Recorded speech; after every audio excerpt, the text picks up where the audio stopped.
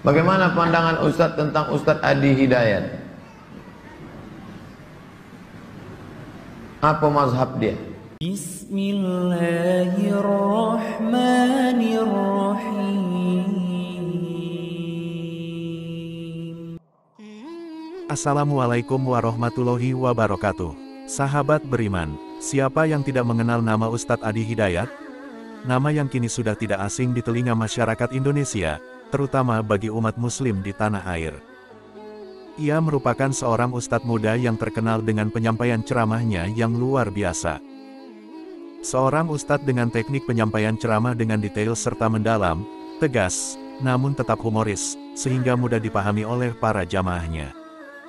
Pengetahuannya yang luas dan mendalam, serta penguasaan detail mengenai hukum Islam, sebagaimana yang termaktub dalam Al-Quran dan hadis, membuat banyak jamaah yang mengikuti kajiannya merasa kagum dan bangga. Ustadz Adi Hidayat dilahirkan pada tanggal 11 September tahun 1984 di Pandeglang, Banten. Beliau merupakan anak dari pasangan Bapak Warso Supena dan Ibu Hajah Rafia Akhyar. Masa sekolah Adi Hidayat dipenuhi dengan banyak prestasi. Prestasi itu didapatkan sejak beliau duduk di bangku taman kanak-kanak, kemudian di tingkat sekolah dasar, hingga di pondok pesantren. Berikut ini adalah profil lengkap dari Ustadz Adi Hidayat, yang beliau sampaikan dalam channel YouTube-nya. Bismillahirrahmanirrahim. Alhamdulillah, wassalatu wassalamu ala rasulillah, wa ala alihi, wa sahbihi, wa man walah, wa ba'du. Saya Adi Hidayat. Saya dilahirkan di Pandeglang 11 September tahun 1984 dari seorang ayah. Beliau bernama Bapak Warso Supena. Beraktivitas keseharian sebagai wiraswastawan, juga mengajar di musola di dekat rumah bernama Baitul Ikhlas. Dari kecil saya selalu dibawa oleh beliau dalam pengajian-pengajian beliau, dan beliau meninggal dunia ketika saya masuk pesantren dalam usia kurang lebih 13 tahun. Saya dilahirkan oleh seorang ibu yang sangat tangguh.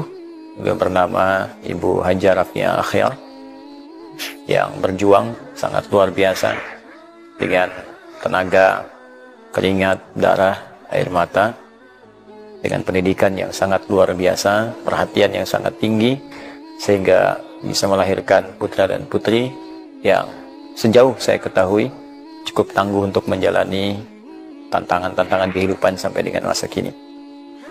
Saya sekolah dari mulai TK di TK Bayangkara di Ciekek, Karaton, dan alhamdulillah mendapatkan pendidikan dini yang cukup baik, diajar oleh guru-guru yang sangat perhatian. Ada Ibu Elin dan guru-guru yang lain, dan mendapatkan predikat sebagai siswa terbaik. Pada saat itu saya masih ingat mengenakan baju polisi ya warna coklat pada saat itu. Kemudian masuk ke SD di SD Karaton 3 Pandeglang. Biasanya ibu saya punya visi kami dari kelas 1 sampai 3 di SD Karaton 3 karena ibu mengajar di sana. Kemudian dari kelas 4, 5, dan 6 kami dipindahkan ke SD 3 Pandeglang supaya mendapatkan pengalaman dan wawasan lebih luas. Ya, khususnya barangkali ketidakadaan ibunda mengajar di tempat itu akan membuat kami lebih terbiasa dan beradaptasi dengan lingkungan tanpa pengawasan orang tua secara langsung. Selanjutnya kami menempuh pendidikan di Pondok Pesantren Doarkom Muhammadiyah Garut, setingkat dari Tsanawiyah sampai dengan Aliyah. Dan ini satu hal yang sangat menarik karena saya lahir di lingkungan Nahdlatul Ulama, kemudian sekolah berlanjut ke Muhammadiyah, dan nanti yang paling menarik setelah atau saat masa-masa sedang belajar itu dan libur, saya berdakwah di lingkungan Dewan Dakwah.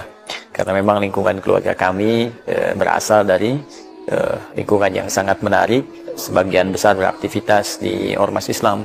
Ada yang di Nahdlatul Ulama, ada yang di Muhammadiyah, ada juga yang di Dewan Dakwah, bahkan nanti ada relasi juga ke Persis atau Persatuan Islam, yang kemudian pada akhirnya berkumpul di Majelis Ulama Indonesia.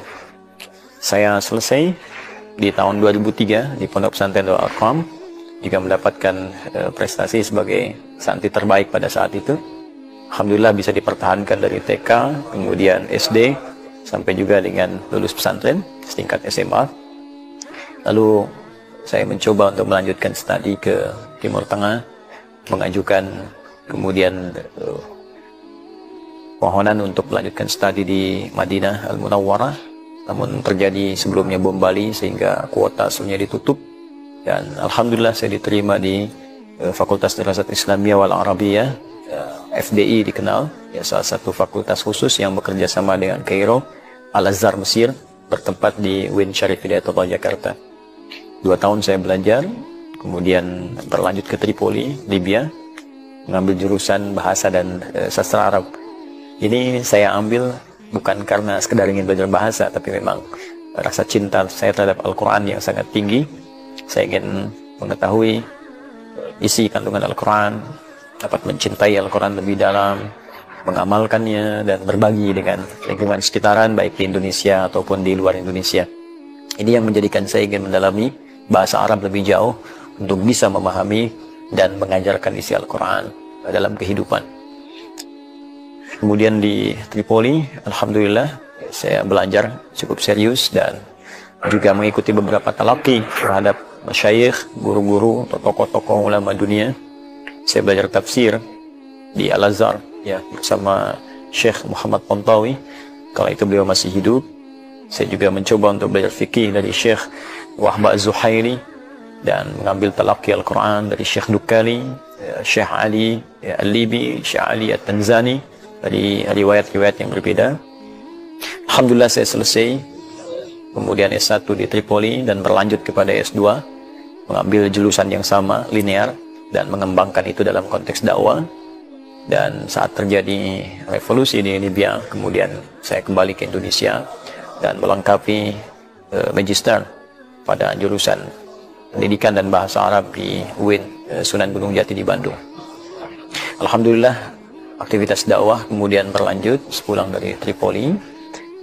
Kita berusaha mewujudkan visi-visi masa depan, bagaimana dengan apa yang Allah titipkan kepada kita. Pertama, bisa meluaskan wawasan keislaman, mengenalkan Islam yang lebih luas, mengenalkan keindahan Islam, mengenalkan komprehensivitas ajaran Islam dalam kehidupan, baik di Indonesia ataupun di luar Indonesia.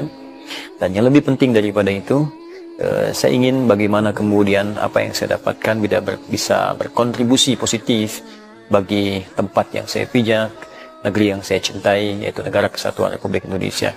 Saya sangat mencintai negara saya, sangat mencintai bangsa saya. Karena itu kemudian saya berusaha membuat sebuah visi ke depan, bagaimana kalau ulama dulu kemudian menginisiasi nilai keislaman untuk membidani kelahiran negara Republik Indonesia, maka ulama kini saya berpikir visi lebih jauh, bagaimana mengambil spirit di masa lalu untuk menghadirkan kemajuan, kesejahteraan, dan kemakmuran bagi Negara Kesatuan Republik Indonesia. Dengan pengetahuan ilmu agama Ustadz Adi Hidayat yang mendalam, tidak sedikit ulama yang juga memuji beliau secara langsung. Salah satunya adalah ulama terkenal, Ustadz Abdul Somad. Bagaimana pandangan Ustadz tentang Ustadz Adi Hidayat? Belajar S1 beliau di Libya, S2-nya di UIN Sunan Gunung Jati, Bandung. Tinggal orang Banten, tinggalnya di Bekasi. Orangnya rendah hati. Beliau hafal dia macam-macam. Ada orang itu cepat ingat, cepat lupa. Ada lagi cepat ingat, lambat lupa. Yang paling parah, lambat ingat, lambat lupa. Kalau Ustadz Adi Hidayat ini sekali ingat tak lupa-lupa. Itu dia, bisa dia ingat semua. Itu kelebihan lah diberikan Allah SWT. Bagus dijadikan referensi. Cuman jangan telan bulat-bulat. Kalau ada yang tak sesuai, tengok juga pendapat Buya Yahya. Komparasi. Sekarang enak sekali ngaji. Tengok pendapat Ustadz Adi Hidayat, bandingkan dengan pendapat Buya Yahya. Tengok pendapat Ustadz Idrus Ramli. Tengok pula dari NU Garis Lurus.